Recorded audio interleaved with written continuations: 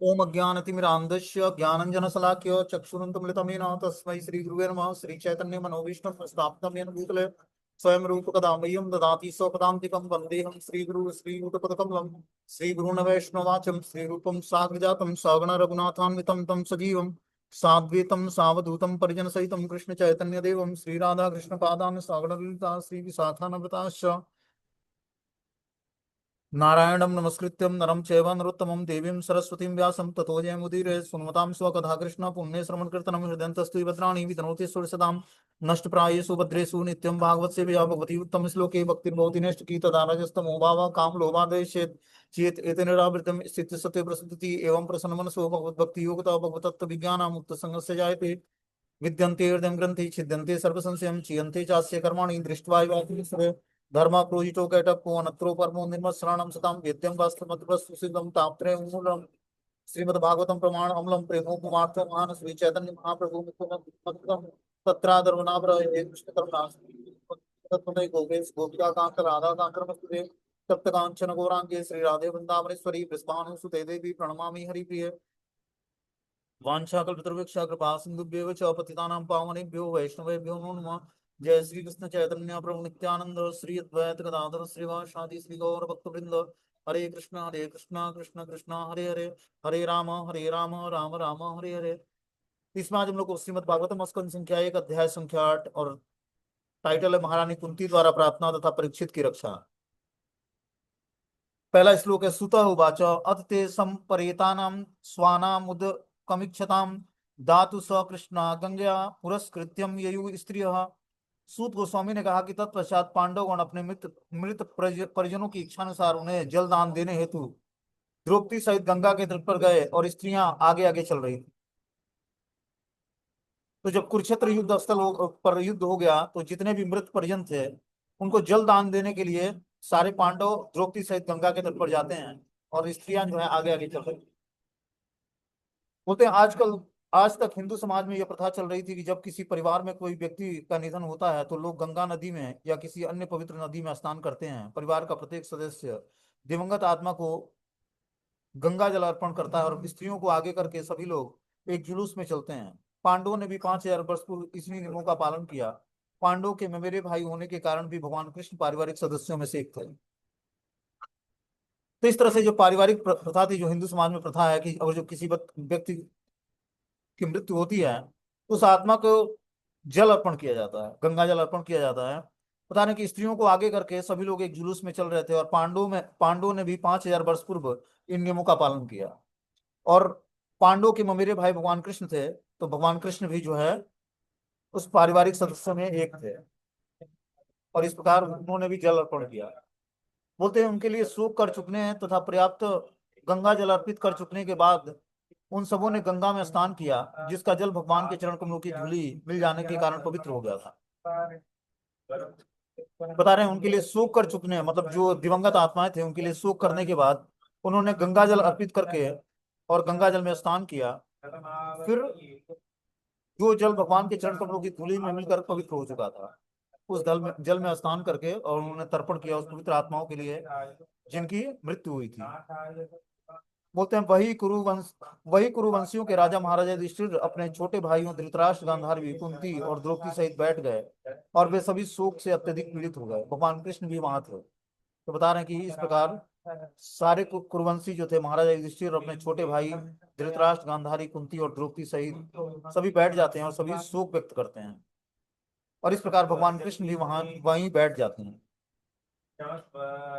सर्वशक्तिमान के कठोर नियमों तथा जीवों पर उनकी प्रतिक्रियाओं का दृष्टांत देते हुए भगवान श्री कृष्ण तथा सारे मुनियों ने समस्त अस्तब्ध और शोक जनों को ढाढ़स बताया।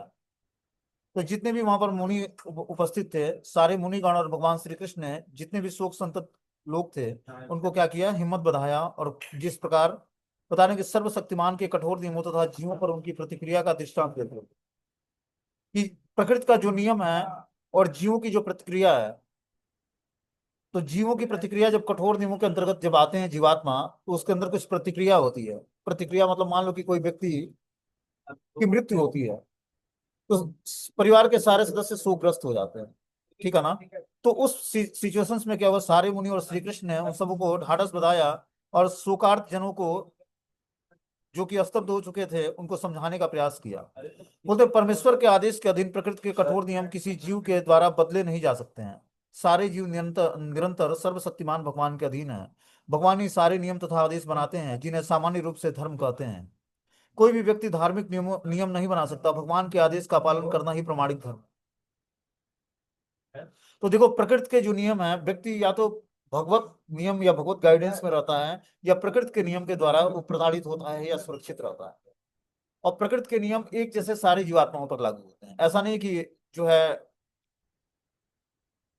भक्त पर लागू होगा और अभक्त पर लागू नहीं होगा, ऐसा नहीं है। प्रकृति के नियम सबके लिए समान है और सबको समान रूप से दंडित करते हैं। हाँ, जो भगवान का भक्त होता है, भगवान की भक्ति करने का प्रयास करता है, उसको कुछ कंसेशन मिल जाता है, भगवान की तरफ से रिबेट मिल जाता है। लेकिन जो भगवान की भक्ति में नहीं जुड़ा है, उसको तो प्रकृति के द्वारा पूर्ण रूप में जो प्रकृति का नियम है उसके अनुसार उसको कर्म करने पड़ते हैं, उसी के अनुसार उसको सजा मिलती है। बोलते हैं कोई भी व्यक्ति धार्मिक नियम नहीं बना सकता। भगवान के आदेश का पालन करना ही प्रमाणिक धर्म है। तो भगवान का आदेश जो है, हर जीवात्मा को पालन करना ही प्रमाणिक धर्म है। और भगवत गीता का आदेश ही भगवान का आदेश है। भगवान के ये आदेश भगवत गीता में स्पष्ट रूप से घोषित हैं। प्रत्येक व्यक्ति को चाहिए कि वह केवल उनका या उनके नियमों का अनुसरण करे। इससे वह भौतिक तथा आध्यात्मिक दोनों प्रकार से सुखी हो सकेगा। तो जब हम भौतिक भगवान के द्वारा बताए हुए नियमों का पालन करते हैं तो हमारा भौतिक और आध्यात्मिक जीवन दोनों सुखी होगा। वो आदेश भगवत गीता में दिया हुआ है। जब तक हम इस भौतिक जगत में हैं तब तक हमारा यह कर्तव्य है कि हम भगवान के आदेशों का पालन करें। यदि भगवत कृपा से हम इस भौतिक संसार के बंधन से छूट जाएं तो भी अपनी मुक्ति अवस्था में हम भगवान की प्रेमा में दिव्य सेवा कर सकते हैं। तो पहले हमें भगवान के द्वारा बनाए हुए जो लॉ है, नियम है, सिद्धांत है, उसको फॉलो करना पड़ेगा। जब हम पालन करेंगे तब जाकर धीरे धीरे जो है इस प्रकृति के बंधन से छूट पाएंगे या कर्म बंधन से छूट पाएंगे। देखो भगवान ने स्वतंत्रता दी है कि जीवात्मा या तो भगवान की शरण ग्रहण करे या प्रकृति की शरण ग्रहण करे। प्रकृति मतलब माया। तो जो भगवान की शरण नहीं ग्रहण करता है तो वो माया के संरक्षण में होता है, और माया उसको क्या करती है, त्रय ताप देकर और उसको शुद्ध करती है। और फिर जीवात्मा प्रताड़ित होकर त्रय तापों से, और धीरे धीरे उसके अंदर इच्छा होती है कि कैसे मैं इस भौतिक संसार के अनवांटेड प्रताड़नाओं से ऊपर उठ पाऊंगा। फिर वो, और इस प्रकार वो क्या करता है, प्रार्थनाएं करता है भगवान से और सर्च करता है कि हमारे समस्याओं का असली समाधान क्या है। कब? जब उसको रियलाइज होता है कि हम प्रताड़ित हो रहे हैं प्रकृति के द्वारा।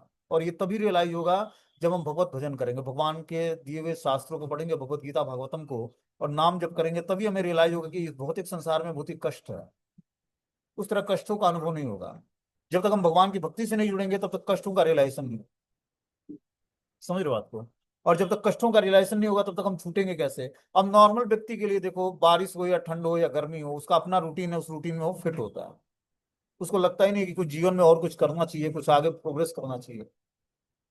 उसके जीवन का उद्देश्य बस आहार, निद्रा, भय और मैथुन जीवन, चार चीजों पर केंद्रित होता है। उसके अलावा पांचवा क्या कार्य है, कुछ नहीं है उसको, कोई मतलब ही नहीं है। शारीरिक लेवल के सारे धर्म फॉलो करता है, लेकिन आध्यात्मिक धर्म उसका क्या है उसके बारे में उसको पता ही नहीं।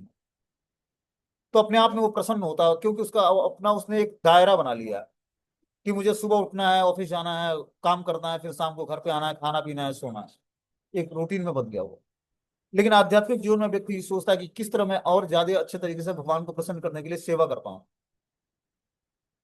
और इस प्रकार वो भगवान की सेवा करने के लिए अपना 100% समय देता है और भगवान को प्रसन्न करना चाहता है। बता रहे हैं अपनी भौतिक अवस्था में आध्यात्मिक दृश्य के अभाव से हम न तो अपने आप को देख पाते हैं और न ही भगवान को। लेकिन जब हम भौतिक आसक्तियों से मुक्त होकर अपने मूल आध्यात्मिक स्वरूप को प्राप्त करते हैं तो हम अपने आप को तथा भगवान को साक्षात देख सकते हैं। बता रहे हैं भौतिक आसक्तियों से मुक्त होकर ही हम अपने मूल आध्यात्मिक स्वरूप को प्राप्त कर सकते हैं। तो मूल आध्यात्मिक स्वरूप क्या है जीवात्मा की? भगवान के साथ उसका रिसिप्रोकेशन शुरू हो जाना, मतलब दासता स्वीकार कर लेना भगवान का। और जैसे ही जीवात्मा दासता भगवान का स्वीकार करता है वैसे ही चार रसों में भगवान से आदान प्रदान होने लगता है। ठीक है। बता रहे हैं अतः मुक्ति का अर्थ है जीवन की भौतिक अवधारणाओं को त्याग कर मूल आध्यात्मिक स्थिति को पुनः धारण कर लेना। मुक्ति का क्या अर्थ बता रहे हैं? कि जीवन की भौतिक अवधारणाओं को त्याग कर और आध्यात्मिक स्थिति को पुनः प्राप्त कर लेना। पुनः प्राप्त करने का क्या मतलब है? कि हम लोग पहले आध्यात्मिक स्थिति में थे विश्व में भौतिक स्थिति में आ गए और अंतिम डेस्टिनेशन क्या है, फिर से आध्यात्मिक स्थिति को प्राप्त कर। इसीलिए बता रहे हैं कि आध्यात्मिक स्थिति को पुनः धारण करना है। पुनः मतलब एक बार फिर से धारण करना। पहले हम लोग की स्थिति आध्यात्मिक ही थी, भगवान के धाम में ही थे, भगवान की नित्य सेवा में इंगेज थे। लेकिन जब भौतिक भोग का रोग लगा तब भगवान ने भौतिक संसार में भेजा तो, और फिर हम लोग नित्य बद्ध अवस्था में आ गए। तो पुनः उस स्थिति को प्राप्त करना है। इस तरह यह मनुष्य जीवन विशेष रूप से अपने आप को इसे आध्यात्मिक स्वतंत्रता के योग्य बनाने के निमित्त है, कि हम इस मनुष्य जीवन का उपयोग करें, आध्यात्मिक स्वतंत्रता के योग्य बना दें इसको। जैसे ही जीवात्मा भगवान की शरण ग्रहण कर लेता है, वैसे ही वो नित्य मुक्त अवस्था को प्राप्त कर लेता है। मतलब सारे बंधनकारी जीवन समाप्त हो जाता है उसको, और फिर वो प्रसन्न आत्मा हो जाता है। वो तो हम भ्रामक भौतिक शक्ति के वश में होकर कुछ वर्षों के इस क्षणिक जीवन को अस्थायी मान बैठते हैं, और इस तरह माया द्वारा उत्पन्न क्षण स्वरूप वाले तथा कथित देश घर भूमि संतान पत्नी समुदाय संपत्ति आदि के स्वामित्व से भ्रमित हो जाते हैं। तो माया के प्रकोप में आने के कारण हम शरीर से संबंधित वस्तु व्यक्ति स्थान से आसक्त हो जाते हैं। बता रहे हैं देश घर भूमि संतान पत्नी समुदाय संपत्ति पर स्वामित्व से हम भ्रमित हो जाते हैं, और भ्रमित होने के कारण हम इस भौतिक संसार में स्वामित्व की भावना रखते हुए और उसको भोगने का प्रयास करते हैं, और बद्ध अवस्था में चलते जाते हैं। बोलते हैं साधित्वा जात शत्रु स्वयं राज्यम कीर्तवेहितम घातयित्वा सतोराज्ञम कच स्पर्श छतायुषम। धूर्त दुर्योधन तथा उसके छल दल ने छल करके आजात शत्रु युधिष्ठिर का राज्य छीन लिया। भगवत कृपा से वह फिर प्राप्त हो गया, और जिन दुष्ट राजाओं ने दुर्योधन का साथ दिया था, वे सब भगवान के द्वारा मार डाले गए। अन्य लोग भी मारे गए, क्योंकि महारानी द्रौपदी के केसों को पकड़कर खींचने से उनकी आयु क्षीण हो चुकी थी। तो ये देखो, ये श्रीमद् भागवतम की जो कथा है, ये महाभारत से अब आगे की कथा है, ठीक है ना। तो बता रहे हैं कि धूर्त दुर्योधन तथा उसके दल ने छल करके अजात शत्रु युधिष्ठिर के राज्य को छीन लिया था। हम सबको पता है कि जुआ हुआ, उसमें शकुनी एक तरफ था और दुर्योधन, और दूसरी तरफ पांडव थे। और छल से क्या हुआ, शकुनी ने पासा फेंका और धीरे धीरे युधिष्ठिर के सारी चीजों को हरण कर लिया। मतलब जुए में सब कुछ दाव लगाया इन्होंने, और दाव लगाकर सब कुछ हार गया। भगवत कृपा से वो फिर प्राप्त हो गया, और जिन दुष्ट राजाओं ने दुर्योधन का साथ दिया था, वे सब भगवान के द्वारा मार डाले गए। तो भगवान एक एक करके सारे आसुरी साम्राज्य का विनाश कर दिया भगवान ने। बता रहे अन्य लोग भी मारे गए, क्योंकि महारानी द्रौपदी के केसों को पकड़कर खींचने से उनकी आयु क्षीण हो गई थी। इस प्रकार महारानी द्रौपदी के केसों को पकड़कर जब उन्होंने खींचा, तो उनकी आयु क्षीण हो गई, क्योंकि ये सती स्त्री थी। इस कारण से उनकी आयु क्षीण हो गई। बताना कि गौरवपूर्ण दिनों में या कलयुग के आगमन के पूर्व ब्राह्मण गाय स्त्री बालक और वृद्ध पुरुषों की समुचित रक्षा की जाती। ब्राह्मणों की रक्षा से आध्यात्मिक जीवन प्राप्ति के लिए नितांत वैज्ञानिक संस्कृति वर्णाश्रम व्यवस्था का पालन होता था। गायों की रक्षा से भोजन का चमत्कारी रूप अर्थात जीवन के उच्च आदर्शों को समझने के लिए मस्तिष्क के सूक्ष्म तंतुओं को बनाए रखने वाले दूध मिलता था। स्त्रियों की रक्षा से समाज में सुचिता बनी रहती थी, जिससे हमें शांति सुस्थिरता और जीवन की उन्नति के लिए अच्छी संतानें मिलती थी। मतलब स्त्रियों की रक्षा से समाज में जो है पवित्रता बनी रहती। जब स्त्रियां पवित्र होती हैं, तो समाज में शांति सुस्थिरता और जीवन की उन्नति के लिए अच्छी संतानें मिलती। बोलते हैं बच्चों की रक्षा से मनुष्य जीवन को वह सुनहरा अवसर प्राप्त होता है, जिससे वो भवबंधन से मुक्ति प्राप्त करने के योग्य हो जाता है। बालकों की ऐसी रक्षा उसके जन्म के दिन से ही गर्भाधान संस्कार नामक शुद्धिकरण की प्रक्रिया के द्वारा प्रारंभ होती है। वृद्धों की रक्षा से उन्हें मृत्यु के पश्चात श्रेष्ठतम जीवन की तैयारी करने का शुभ अवसर प्राप्त होता है। इस तरह से ब्राह्मणों गायों स्त्रियों बच्चों और वृद्धों की रक्षा करने के लिए बता रहे हैं कि जब इस पांचों चीजों की रक्षा की जाती है, तो धीरे धीरे आदमी उच्चतर जीवन के प्रति प्रोग्रेस करता है। इस समय बता रहे हैं कि यहाँ पूरा दृष्टिकोण कोड ऐसे कारकों पर आधारित है, जिनसे सफल मनुष्यता प्राप्त होती है। इसके विपरीत सजावटी सजावटी कुत्ते और बिल्लियों की सभ्यता है। उपयुक्त निर्दोष प्राणियों का वध सर्वथा वर्जित है, क्योंकि यदि उनका अपमान भी किया जाए तो आयु क्षीण हो जाती है। तो ऊपर बताया गया कि ब्राह्मणों गायों स्त्रियों बच्चों और वृद्धों की अगर जो व्यक्ति सेवा नहीं करता है या इन निर्दोष प्राणियों का वध करता है, तो उससे क्या होता है, व्यक्ति का आयु क्षीण हो जाता है। और कलयुग में इन जीवों की समुचित सुरक्षा नहीं हो पा रही है, अतः वर्तमान पीढ़ी की आयु काफी घट गई है। इसी कारण से कलयुग में लोगों की आयु कम हो गई है कि वो ब्राह्मणों की, गायों की, स्त्रियों की, बच्चों की और वृद्धों की रक्षा नहीं करते। इस कारण से लोगों की आयु कम हो जाती है और आर्थिक समस्याएं आती हैं। और इस कारण से बता रहे हैं कि अवांछित संतानें उत्पन्न होती हैं स्त्रियों के की रक्षा न होने से, जिससे वर्ण संकर कहते हैं। सती स्त्री का अपमान करने का अर्थ है अपनी आयु को खतरे में डालना। दुर्योधन के भाई दुशासन ने आदर्श सती नारी द्रौपदी का अपमान किया, अतः दुष्टों को असमय ही मरना पड़ा। यह है भगवान के कुछ कठोर नियम जिनका ऊपर वर्णन किया कि जिस घर में स्त्री का अपमान होता है उस घर में लोगों की आयु घट जाती, जो कि दुशासन के साथ हुआ। वो असमय ही उसको मृत्यु को गले लगाना पड़ा। बता रहे हैं कि ये है, यही भगवान के कठोर नियम है, इसका ऊपर वर्णन हुआ। भगवान श्री कृष्ण ने महाराज युधिष्ठिर के 3 श्रेष्ठ अश्वमेध यज्ञ संपन्न कराए और इस तरह उनकी पवित्र ख्याति 100 यज्ञ करने वाले इंद्र की तरह ही सर्व दिशाओं में फैल गया। तो जब युधिष्ठिर महाराज को राजा बनना था उससे पहले भगवान ने 3 श्रेष्ठ अश्वमेध यज्ञ संपन्न कराए राजा युधिष्ठिर महाराज से, और इस तरफ उनकी पवित्र ख्याति जो है 100 यज्ञ करने वाले इंद्र की तरह सर्व दिशाओं में फैल गया, क्योंकि ये यज्ञ भगवान ने संपन्न कराया। बोलते हैं महाराजा युधिष्ठिर द्वारा अश्वमेध यज्ञ संपन्न किए जाने की भूमिका जैसा है, स्वर्ग के राजा इंद्र के साथ महाराजा युधिष्ठिर की तुलना महत्वपूर्ण है। स्वर्ग का राजा अपने ऐश्वर्य में महाराजा युधिष्ठिर की अपेक्षा हजारों गुना बढ़कर है, तो भी महाराजा युधिष्ठिर की ख्याति कम न थी। इसका कारण यह था कि महाराजा युधिष्ठिर भगवान के शुद्ध भक्त थे और भगवत कृपा से ही वे स्वर्ग के राजा इंद्र के तुल्य थे। यद्यपि उन्होंने केवल 3 यज्ञ संपन्न किए थे, जबकि स्वर्ग के राजा ने पूरे 100 यज्ञ संपन्न किए थे। यह भगवत भक्त का विशेषाधिकार है। भगवान सब पर संभाव रखते हैं, लेकिन भगवत भक्त अधिक महिमावान होता है क्योंकि वह सदैव महानता के संपर्क में रहता है। सूर्य की किरणें समान रूप से वितरित होगी तो भी कुछ ऐसे स्थान रह जाते हैं जहां प्रकाश रहता है।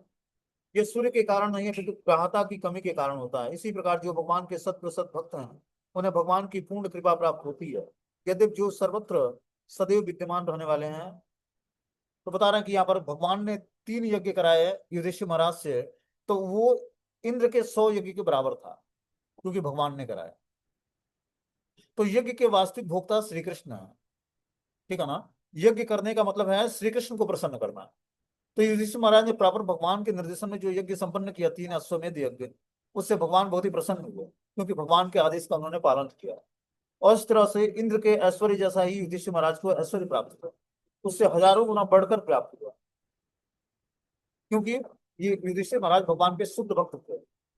भगवत कृपा से वे स्वर्ग के राजा इंद्र के तुल्य थे, और यद्यपि उन्होंने केवल 3 यज्ञ संपन्न किए थे, जबकि स्वर्ग का राजा पूरे 100 यज्ञ संपन्न करता है।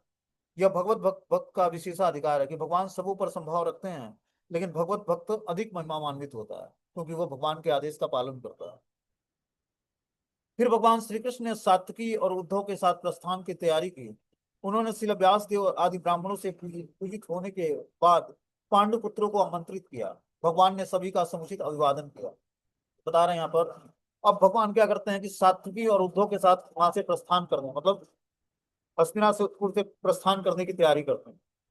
उन्होंने शिल व्यास देव आदि ब्राह्मणों से पूजित होने के बाद पांडु पुत्रों को आमंत्रित किया। भगवान ने सभी का समुचित अभिवादन किया। बोलते हैं गंतु कृत मृति ब्रह्मन द्वारका रथमा स्थितम उपलेभ्य धानवंती मुक्तारम भय विह्वलाम। जो ही वे द्वारका प्रस्थान के लिए रथ पर सवार हुए, त्यों ही उन्होंने भयभीत उत्तरा को तेजी से अपनी ओर आते हुए देखा। तो भगवान अब रथ पर सवार होकर हस्तिनापुर से द्वारका के लिए प्रस्थान करने लगते हैं। तभी उन्होंने देखा कि उत्तरा जो है, जो कि अभिमन्यु की पत्नी है और अर्जुन की पुत्रवधू है, वो क्या करती है, तेजी से भगवान की तरफ आने लगती है। बोलते हैं पांडव कुल के सारे सदस्य अपनी रक्षा के लिए भगवान पर आश्रित थे, अतः भगवान समस्त परिस्थितियों में उनकी रक्षा करते थे। वैसे तो भगवान सबों की रक्षा करते हैं, किंतु जो लोग उन पर पूर्ण रूपेण निर्भर रहते हैं वे उनकी विशेष रखवाली करते हैं। पिता अपने नन्हे पुत्र के प्रति विशेष सतर्क रहता है, क्योंकि वह पिता का पूर्ण आश्रित रहता है। तो जो जीवात्मा भगवान का पूर्ण रूपेण आश्रित आश्रय लिया होता है, भगवान उसका पूर्ण रूपेण टेक केयर करता है, ठीक है ना। उसी में से पांडव लोग थे, क्योंकि वो पूर्ण रूपेण भगवान पर आश्रित थे। अब उत्तरो वाचा, उत्तरा माता ने क्या बोला पाहि पाहि महायोगिन देव देव जगतपते नान्यम तद भयम पश्येत यत्र मृत्यु परस्परम। उत्तरा ने कहा, हे देवादिदेव भगवान श्री कृष्ण, हे ब्रह्मांड के स्वामी, आप सबसे महान योगी हैं, कृपया मेरी रक्षा करें, क्योंकि इस द्वैतपूर्ण जगत में मुझे मृत्यु के पास से बचाने वाला आपके अतिरिक्त अन्य कोई नहीं है। इस तरह से उत्तरा माता भगवान से प्रार्थना करती है कि हे ब्रह्मांड के स्वामी, आप महान योगियों में भी सर्वश्रेष्ठ योगी हैं, कृपया आप हमारी रक्षा करें, क्योंकि इस दैत्यपूर्ण जगत में मुझे मृत्यु के पास से बचाने वाला आपके अतिरिक्त अन्य कोई नहीं है। आगे बता रहे हैं कि अभी द्रवती मामिषम सरस सब तप्ता यशोभिभुम कामम दहतु मानाथम मामे गर्भो निपात्यताम। हे प्रभु, आप सर्वशक्तिमान हैं, इस दहकता हुआ लोहे का बाण मेरी ओर तेजी से आ रहा है। मेरे प्रभु, यदि आपकी इच्छा हो तो यह मुझे भले ही जला दे, लेकिन यह मेरे गर्भ को जलाकर गर्भपात ना करे। हे प्रभु, कृपया मेरे पर इतना अनुग्रह करें। तो इस प्रकार जो है बता रहे हैं कि जो है, यदि आपकी इच्छा हो तो आप मुझे ये ब्रह्मा जो लोहे का बाण मेरी तरफ आ रहा है तेजी से, इससे हमारी आप रक्षा करें, और इससे मेरा जो गर्भ है वो उसका गर्भपात ना हो। हे प्रभु, कृपया मेरे पर अनुग्रह करें। बोलते हैं उत्तरा के पति अभिमन्यु की मृत्यु के बाद की यह घटना है। अभिमन्यु की विधवा पत्नी उत्तरा अपने पति का अनुसरण करती, लेकिन वह गर्भिणी थी, और परम भगवत भक्त महाराजा परीक्षित उसके गर्भ में थे, अतः उनकी रक्षा करना उसका परम धर्म था। माता के ऊपर बहुत बड़ा उत्तरदायित्व होता है कि वह शिशु की सभी प्रकार से रक्षा करे। अतः भगवान श्री कृष्ण के समक्ष अपनी बात कहने में उत्तरा लजाई नहीं। उत्तरा एक महान राजा की पुत्री, एक महान वीर की पत्नी, एक महान भक्त की शिष्या थी। बाद में वह एक श्रेष्ठ राजा की मां बनी। वह सभी प्रकार से भाग्यशालिनी थी। तो इस तरह से उत्तरा के गर्भ में परीक्षित महाराज थे, और वो पांडवों के मात्र एक लास्ट वारिस बचे हुए थे, क्योंकि द्रौपदी के 5 पुत्रों को तो अश्वत्थामा ने वध कर दिया था। अब लास्ट ही उत्तरा के गर्भ में अभिमन्यु का अंश जो है परीक्षित महाराज के रूप में थे, और इसको भी ब्रह्मास्त्र छोड़ा गया उसका वध करने के लिए।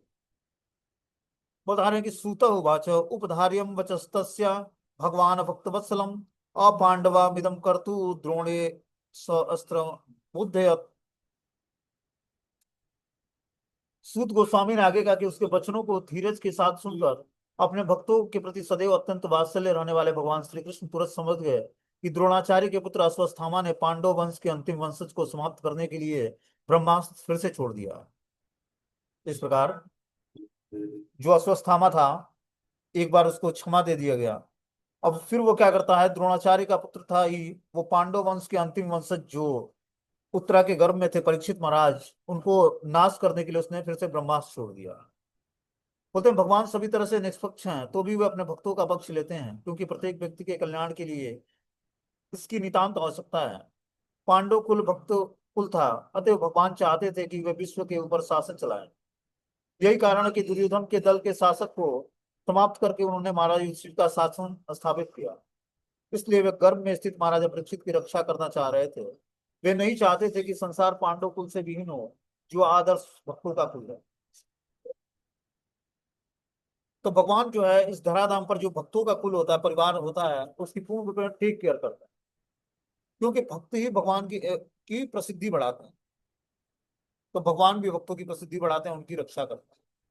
तो उन्होंने ये नहीं कभी चाहा कि पांडवों के कुल का जो है विनाश हो, वो पांडव कभी कुल से विहीन हो, ये कभी नहीं चाहा भगवान ने। भगवान ने क्या किया, भक्तों को के आदर्श कुलों की रक्षा की। इस प्रकार बता रहे कि हे महान विचारकों, मुनियों और सौनक जी, उस दहकते हुए ब्रह्मास्त्र को अपनी ओर आते देखकर पांचों पांडवों ने अपने अपने पांचों हथियार संभाले। तो जो ब्रह्मास्त्र छोड़ा था अश्वत्थामा ने, क्या करने के लिए, उत्तरा के गर्भ को नष्ट करने के लिए। उसको देखकर पांचों पांडव अपने अपने हथियार उठा लेते हैं। बता रहे कि ब्रह्मांड परमाणु हथियारों से सूक्ष्म होता है। ब्रह्मास्त्र जो होता है वो परमाणु हथियारों से भी सूक्ष्म होता है। अश्वत्थामा ने महाराज युधिष्ठिर आदि पांचों पांडवों को तथा उत्तरा के गर्भ में स्थित उनके एकमात्र पौत्र को मारने के लिए अपना ब्रह्मास्त्र छोड़ा था। अतएव ब्रह्मास्त्र जो परमाणु हथियार की अपेक्षा अधिक प्रभावशाली होता है और सूक्ष्मतर होता है, परमाणु बमों की भांति अंधा नहीं होता। जब परमाणु बम छोड़े जाते हैं तो वे लक्ष्य और अन्य वस्तुओं में अंतर नहीं कर पाते, एवं मुख्य रूप से निर्दोषों को हानि पहुंचाते हैं। क्योंकि इन पर किसी का नियंत्रण नहीं होता है। लेकिन ब्रह्मास्त्र ऐसा नहीं है, यह लक्ष्य को पहचानता है और निर्दोष को क्षति पहुंचाने बिना आगे बढ़ता है। तो ब्रह्मास्त्र जो होता है वो मंत्रों की सहायता से चलता है, ठीक है ना, और लक्ष्य का भेदन करता है, मतलब जिसको लक्ष्य करके चलाया जाएगा उसी को मारेगा। लेकिन आजकल जो परमाणु बम चलाया जाता है उससे साधारण व्यक्ति को भी नुकसान होता है।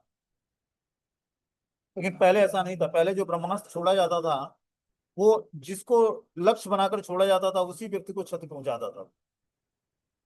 बोलते हैं सर्वशक्तिमान भगवान श्री कृष्ण ने यह देखा कि उनके अनन्य भक्तों पर, जो कि पूर्ण रूप से उनके शरणागत हैं, महान संकट आने वाला है। उनकी रक्षा के लिए तुरंत ही उन्होंने अपना सुदर्शन चक्र उठा लिया। तो भगवान ने इस संकट से बचाने के लिए क्या करते हैं, अपना सुदर्शन उठा लेते हैं। बोलते हैं अश्वत्थामा द्वारा छोड़ा गया ब्रह्मास्त्र परमाणु अस्त्र के समान तो था ही, लेकिन उसमें तेज और उष्मा अधिक थी। यह ब्रह्मास्त्र अधिक सूक्ष्म विज्ञान की देन है, जो सूक्ष्म ध्वनि अर्थात वेदों में अंकित एक मंत्र का प्रतिफल होता है। यह मंत्रों की सहायता से यह अस्त्र चलता है, ब्रह्मास्त्र। इस अस्त्र का दूसरा गुण यह है कि परमाणु बम के समान अंधा नहीं होता, क्योंकि अन्य किसी पर क्षति के बिना केवल लक्ष्य पर ही यह संधान किया जाता है कि जिसको लक्ष्य करके ब्रह्मास्त्र चलाया जाएगा उसे ही ये मारेगा।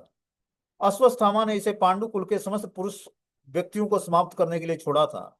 अतः एक तरह से यह परमाणु बमों से भी अधिक घातक था, क्योंकि यह सर्वाधिक सुरक्षित स्थान में प्रवेश कर सकता था और लक्ष्य को कभी नहीं चूकता था। यह सब जानते हुए भगवान श्री कृष्ण ने तुरंत ही अपने भक्तों की रक्षा करने के लिए अपना निजी अस्त्र सुदर्शन उठा लिया, क्योंकि ये भक्त कृष्ण के अतिरिक्त अन्य किसी को नहीं जानते थे। भगवत गीता में भगवान ने स्पष्ट रूप से कहा है कि उनके भक्तों का कभी विनाश विनाश नहीं होता। वे भक्तों द्वारा की गई भक्ति में सेवा की मात्रा या गुण के आधार पर कार्यवाही करते हैं। यहाँ पर अनन्य विषयात्मनाम शब्द महत्वपूर्ण है। पांडवगण स्वयं महान योद्धा होते हुए भी भगवान के संरक्षण में शत प्रतिशत आश्रित थे। लेकिन भगवान है कि बड़े से बड़े योद्धाओं की अपेक्षा उपेक्षा करके क्षण भर में ही उसका विनाश कर देते हैं। जब उन्होंने देखा कि अश्वत्थामा के ब्रह्मांड को काटने के लिए पांडवों के पास बिल्कुल समय नहीं रह गया, तो उन्होंने अपने ही प्रण को भी तोड़ते हुए तुरंत अपना सुदर्शन उठा लिया। क्योंकि कुरुक्षेत्र का युद्ध समाप्त समाप्त प्राय था, तो भी अपने प्रण के अनुसार उन्होंने अपना अस्त्र नहीं उठाना चाहिए था। लेकिन इस समय तो प्रण की अपेक्षा आपातकाल अधिक महत्वपूर्ण था। वे भक्त वत्सल के रूप में अपनी सुविदित हैं, अतः वे ऐसे सांसारिक आदर्शवादी नहीं बनना चाहते थे जो कभी अपना प्रण नहीं तोड़ेगा। अभी तो उन्होंने भक्त वत्सलता बनाए रखना अधिक पसंद किया। तो भगवान ने ये प्रतिज्ञा किया था कि मैं कुरुक्षेत्र युद्ध स्थल में या कुरुक्षेत्र युद्ध स्थल के बाद भी अस्त्र नहीं उठाऊंगा या किसी योद्धा को मारूंगा नहीं। लेकिन भगवान ने यहाँ क्या किया, उस ब्रह्मास्त्र से पांडवों की रक्षा करने के लिए भगवान ने अपना सुदर्शन उठाया। अपने व्रत को तोड़ दिया उन्होंने, जो उन्होंने प्रतिज्ञा लिया था, और उन्होंने भक्तों की रक्षा करने के लिए ये ऐसा कार्य किया।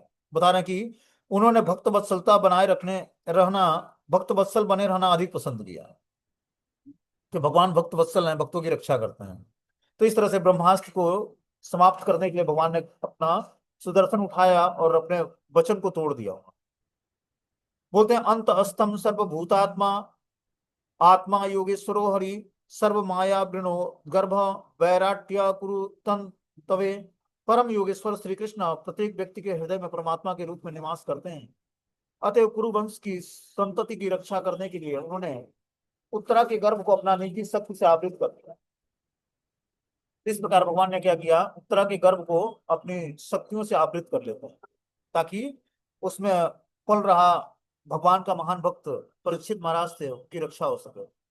बोलते हैं परम योगी भगवान परमात्मा स्वरूप में अर्थात अपने पूर्ण अंश के रूप में एक ही समय में प्रत्येक व्यक्ति के हृदय में तथा परमाणु के भीतर भी निवास कर सकते हैं।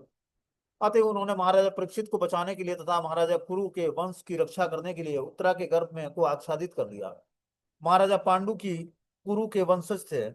इस प्रकार धृतराष्ट्र और पांडु दोनों ही पुत्र महाराजा कुरु के वंशज थे। अतः दोनों ही सामान्य रूप से कुरु कहलाते थे। लेकिन जब इन दोनों परिवारों में मनोमालिन्यता हो गई तो धृतराष्ट्र के पुत्र कुरु कहलाने लगे और पांडु के पुत्र पांडव कहलाए। चूंकि कुरुक्षेत्र के युद्ध में धृतराष्ट्र के सारे पुत्र और पौत्र मारे जा चुके थे, अतः इस वंश का अंतिम पुत्र कुरुपुत्र के नाम से अभिहित किया गया है। इस प्रकार पता ना कि जब दोनों में संयुक्त परिवार था, पांडव और पांडु और धृतराष्ट्र का दोनों परिवार सम्मिलित था, तो उस समय कुरुवंश कहलाते थे ये सारे पांडव और सारे कौरव, कुरुवंश के। लेकिन जब क्या हुआ, जब उस आपस में जब मतभेद हो गया और धृतराष्ट्र के पुत्र अलग हो गए, तब वो कुरु कहलाए और पांडु के पुत्र पांडव कहलाए। चूंकि कुरुक्षेत्र के युद्ध स्थल में धृतराष्ट्र के सारे पुत्र और पुत्र मारे जा चुके थे, अब अंतिम वंश के रूप में यह कुरुपुत्र के नाम से अभिहित हुआ, जो कि उत्तरा के गर्भ में था। हे सौनक, यद्यपि अश्वत्थामा द्वारा छोड़ा गया परम ब्रह्मास्त्र अमोघ था और उसका निवारण नहीं हो सकता था, लेकिन श्री कृष्ण के तेज के समक्ष वह निष्क्रिय हो गया और व्यर्थ हो गया। तो भगवान ने अपने तेज से उस ब्रह्मास्त्र को निष्क्रिय बना दिया। बोलते हैं कि ज्वालामान प्रभाव ब्रह्म ज्योति भगवान श्री कृष्ण पर आश्रित है। दूसरे शब्दों में ब्रह्म तेज भगवान की किरणों के अतिरिक्त और कुछ नहीं है।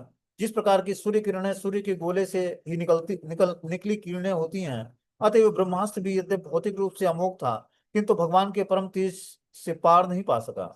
अश्वत्थामा का छोड़ा गया ब्रह्मास्त्र श्री कृष्ण द्वारा अपनी शक्ति के बल पर निष्क्रिय और व्यर्थ कर दिया गया, अर्थात उन्हें किसी की सहायता नहीं लेनी पड़ी, क्योंकि वे परम पूर्ण भगवान है। इस प्रकार भगवान ने उस ब्रह्मास्त्र को न्यूट्रलाइज करने के लिए अपने शरीर से और उस सुदर्शन से निकले तेज से ही उसको क्या किया, समाप्त कर दिया। हे ब्राह्मणों, इसे गुह्य और अच्युत भगवान के कार्यकलापों में विशेष आश्चर्यजनक मत सोचना। वे अपनी दिव्य शक्ति से समस्त वस्तुओं का सृजन पालन और संहार करते हैं, यद्यपि वे अजन्मा है। इस प्रकार सूत गोस्वामी बोलते हैं कि हे ब्राह्मणों, भगवान अच्युत जो हैं उनके कार्यकलाप गुह्य हैं और बहुत ही आश्चर्यजनक, इसको आश्चर्यजनक मत समझना, क्योंकि भगवान की समस्त दिव्य शक्तियां समस्त भौतिक शक्तियों का सृजन पालन और संहार करती है, क्योंकि भगवान अजन्मा है। बोलते हैं ब्रह्म तेजो विनिर्मुक्ता रात्मजे सह कृष्णया प्रयाण भी मुखम कृष्ण मिदन माहम प्रथा सती। इस प्रकार ब्रह्मास्त्र की विकिरणता से बचकर भगवान की भक्त सती कुंती ने अपने पांचों पुत्रों और द्रौपदी सहित घर के लिए प्रस्थान करने उद्यत श्री कृष्ण को इस प्रकार संबोधित किया। अब माता कुंती अपने पांचों पुत्रों और द्रौपदी सहित क्या करती हैं, घर के लिए प्रस्थान करते हैं। वो जो उद्यत थे, मतलब द्वारका जाने वाले थे भगवान श्री कृष्ण, उनको संबोधित करते हैं। बोलते हैं भगवान श्री कृष्ण के प्रति अनन्य भक्ति के कारण कुंती को यहाँ पर सती कहा गया है। वो उनके मन को आगे दी हुई भगवान की स्तुति में व्यक्त किया गया है। भगवान का सच्चा भक्त कभी भी अन्य किसी से, यहाँ तक कि संकट से उबारने के लिए भी किसी जीव या देवता से दया की भीख नहीं मांगता। यदि विशेषतया लगातार सारे पांडवों कुल में बनी रही, वे कृष्ण के अतिरिक्त अन्य किसी को नहीं जानते थे, अतएव भगवान भी सभी परिस्थिति में उनकी हर प्रकार से सहायता करने के लिए उद्यत रहते। यह भगवान का दिव्य स्वभाव है, जो भक्त की निर्भरता को पुरस्कृत करते हैं। अतएव मनुष्य को चाहिए कि अपूर्ण जीवों तथा देवताओं में सहायता की याचना न करके अविद भगवान श्री कृष्ण से कृपा की याचना करे, क्योंकि वे अपने भक्तों को बचाने में सक्षम हैं। ऐसा सच्चा भक्त भी भगवान से सहायता कभी नहीं मांगता, किंतु भगवान अपनी खुद की इच्छा से ऐसा करने के लिए सदैव उत्सुक रहता है। तो इस प्रकार बता रहे हैं कि भगवान श्री कृष्ण उस अनन्य भक्ति के कारण कुंती को यहाँ पर सती कहा गया, कि वो भगवान कृष्ण की अनन्य भक्त थी। इस कारण से वो बता रहे हैं कि अपने उसने मन को आगे दी हुई भगवान की स्तुति में व्यक्त किया है, ये उन्होंने प्रार्थनाएं किया भगवान से। और भगवान का सच्चा भक्त कभी भी अन्य किसी से, यहाँ तक कि संकट से उबरने के लिए भी किसी देवता के पास नहीं जाता। वो प्रार्थना भी करता है तो भगवान से ही प्रार्थना करता है। इस कारण से सारे पांडव और माता कुंती भगवान से प्रार्थना करती हैं, और भक्त भी भगवान पर निर्भरता के कारण भगवान उसको पुरस्कृत करते हैं। कि भक्त 100% भगवान पर निर्भर हो जाता है जब उसके पास विपरीत सिचुएशन आता है तब भी, और इस कारण से भगवान उसकी प्रशंसा करते हैं, उसको पुरस्कृत करते हैं। मनुष्य को चाहिए कि अपूर्ण जीवों तथा देवताओं से सहायता की याचना न करे, अभी तो भगवान कृष्ण से ही याचना करे, क्योंकि वे अपने भक्तों को बचाने में सक्षम है। तो इस प्रकार सारे कुंती महारानी भगवान से प्रार्थना क्या करती हैं, इसको हम लोग अगले क्लास में सुनेंगे। ठीक है ना। तो 18वां श्लोक है, ये कल से हम लोग इसको शुरू करें।